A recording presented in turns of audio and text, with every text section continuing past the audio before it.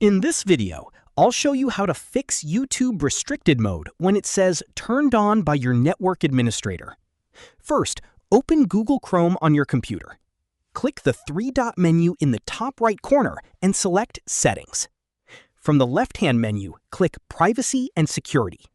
Next, click Security. Scroll down until you find the Use Secure DNS section.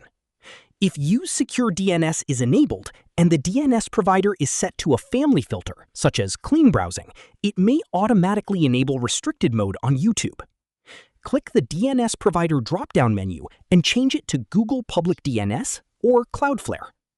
After changing the DNS provider, close the settings page. Now go back to YouTube and refresh the page. Click your profile picture in the top right corner and open restricted mode. The option should now be available to turn off. That's it.